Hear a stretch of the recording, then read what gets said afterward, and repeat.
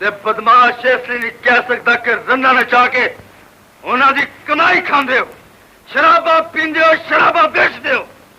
ਓਏ ਤਲਿਓ ਤੁਹਾਨੂੰ ਨਹੀਂ। अस्सलाम वालेकुम नादरीन, मैं तारक सानी ते तुसी वेख रहे हो मेरा यूट्यूब चैनल रैबर इंटरटेनमेंट प्लस। सुल्तान रही और मुस्तफा कुरैशी दी एक और फिल्म लैके तुहाडी खिदमत विच हाज़र हो रहे हैं ते उस फिल्म का नाम है जेल दा बादशाह। इस फिल्म का जो टाइटल रोल है अदाकार सुल्तान रही ते मुस्तफा कुरैशी ने अदा किया है। 12 अक्तूबर 1979 बरोज़ रिलीज़ होने वाली एक black and white Punjabi film jail दा बादशाह। इस फिल्म नूं 3 स्टार प्रोडक्शन ने रिलीज़ किया सी।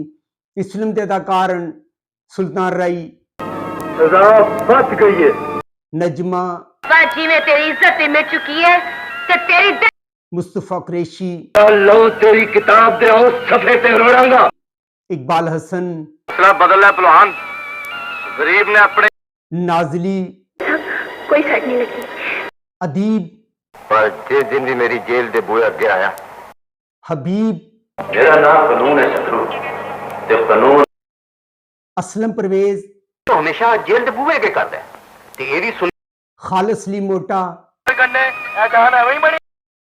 तानी बेगम, मेरे बदलने की कोशिश ना करना।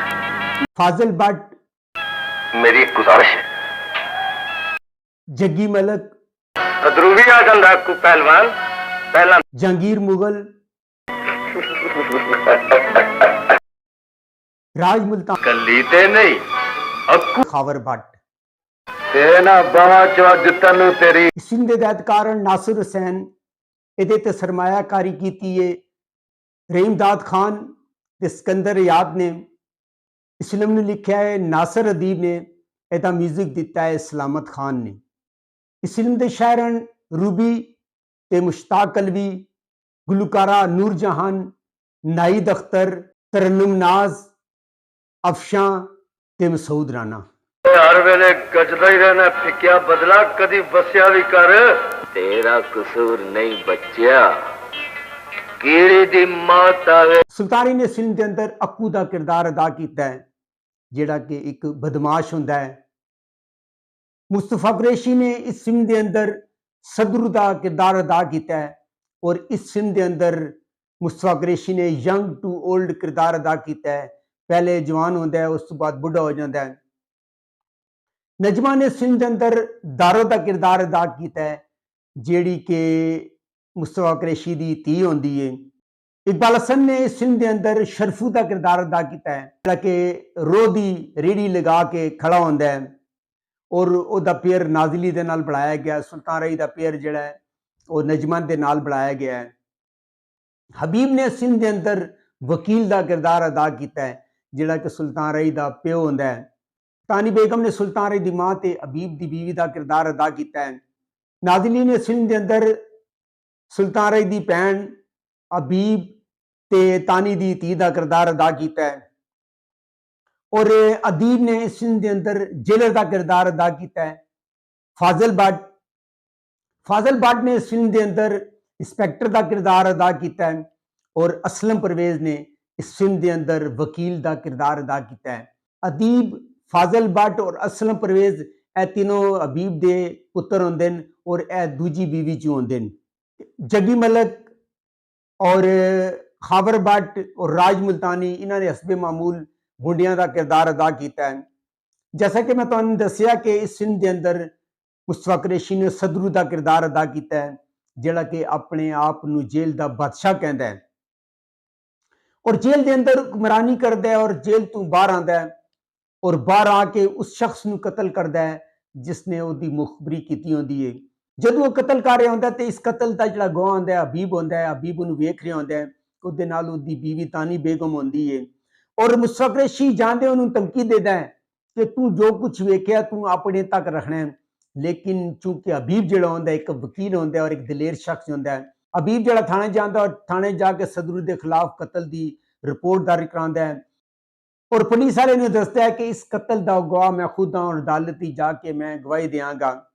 सदरू जदों सारी सिचुएशन का पता चलता है और जाता है और जाके हबीब की जिहड़ी बीवी होंदी तानी बेगम, उसका जिहड़ा एक पुत्र होंदा है जिहड़ा वड्डा होकर सुल्तानी बनता है, उसकी धी होंदी है जिहड़ी नाजली बनती है, उन्होंने अगवा कर लैंदा है ਔਰ ਬੱਚਾ ਜਿਹੜਾ ਹੁੰਦਾ ਹੈ ਉਹ ਫਰਾਰ ਹੋ ਜਾਂਦਾ ਹੈ ਔਰ ਜਿਹੜੀ ਤਾਨੀ ਬੇਗਮ ਹੁੰਦੀ ਹੈ ਉਹਦੇ ਢਾਏ ਚੜ ਜਾਂਦੀ ਹੈ ਔਰ ਆਪਣਾ ਬੰਦਾ ਭੇਜ ਕੇ ਉਹ ਹਬੀਬ ਨੂੰ ਧਮਕੀ ਦੇता है कि अगर तू अदालत मेरे खिलाफ कोई गवाही दी तो मैं तेरे बच्चों ਨੂੰ कत्ल कर देंगा।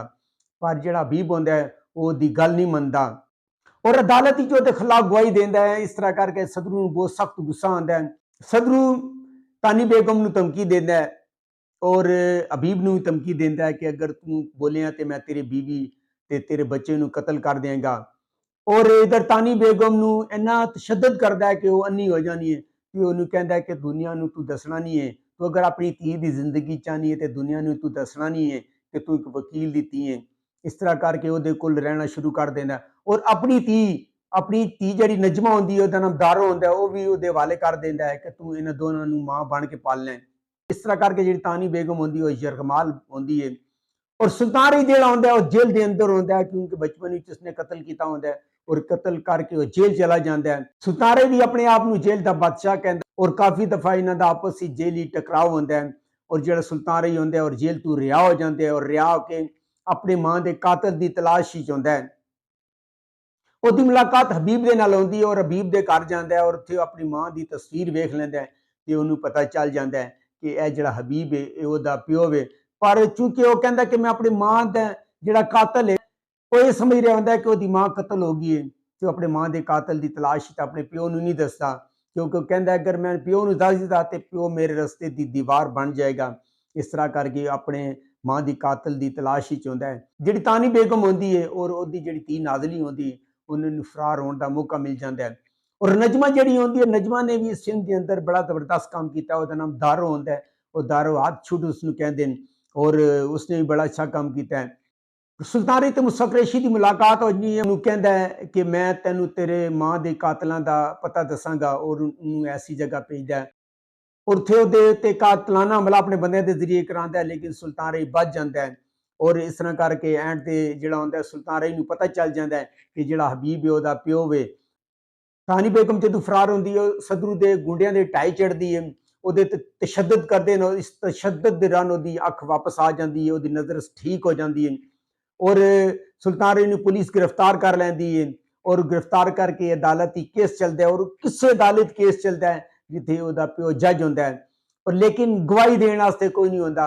ਤਾਨੀ ਬੇਗਮ ਨੂੰ ਜਦੋਂ ਪਤਾ ਚੱਲਦਾ ਹੈ ਕਿ ਜਿਹੜਾ ਸੁਲਤਾਨ ਰਹੀ ਉਹਦਾ ਪੁੱਤਰ ਹੈ ਉਹ ਆ ਕੇ ਉਹਦੇ ਹੱਕ ਵਿੱਚ ਗਵਾਹੀ ਦੇਣਾ ਚਾਹੁੰਦੀ ਹੈ ਔਰ ਉੱਥੇ ਉਹਦੀ ਮੁਲਾਕਾਤ ਹਬੀਬ ਦੇ ਨਾਲ ਹੋ ਜਾਂਦੀ ਹੈ ਔਰ ਹਬੀਬ ਨੂੰ ਪਤਾ ਚੱਲ ਜਾਂਦਾ ਹੈ ਕਿ ਤਾਨੀ ਜਿਹੜਾ ਨਾ ਉਹਦੀ ਬੀਵੀ ਉਹ ਜ਼ਿੰਦਾ ਹੈ ਔਰ ਉਹਦੀ ਧੀ ਵੀ ਜ਼ਿੰਦਾ ਹੈ ਔਰ ਆਖਰ ਤੇ ਇਹ ਹੁੰਦਾ ਕਿ ਜਿਹੜਾ ਸੁਲਤਾਨ ਰਹੀ ਹੁੰਦਾ ਉਹ ਸ਼ਾਹੂ ਜਿਹੜਾ ਸਦਰੂ ਹੁੰਦਾ ਉਹਨੂੰ ਕਤਲ ਕਰ ਦਿੰਦਾ ਹੈ ਔਰ ਇਸ ਤਰ੍ਹਾਂ ਕਰਕੇ ਉਹ ਸਾਰੇ ਆਪਸ ਵਿੱਚ ਮਿਲ ਜਾਂਦੇ ਨੇ। ਇਹ ਫਿਲਮ YouTube ਤੇ ਮੌਜੂਦ ਹੈ ਤੁਸੀਂ ਜਾ ਕੇ ਵੇਖ ਸਕਦੇ ਹੋ। ਅਗਰ ਤੁਹਾਨੂੰ ਮੇਰੀ ਮਾਲੂਮਾਤ ਅੱਛੀ ਲੱਗੀ ਹੋਵੇ ਮੇਰੇ ਚੈਨਲ ਨੂੰ ਲਾਈਕ ਕਰੋ, ਸਬਸਕ੍ਰਾਈਬ ਕਰੋ ਤੇ ਸ਼ੇਅਰ ਕਰੋ ਤੇ ਨੈਕਸਟ ਵੀਡੀਓ ਤੱਕ ਰੱਬ ਰਾਖਾ।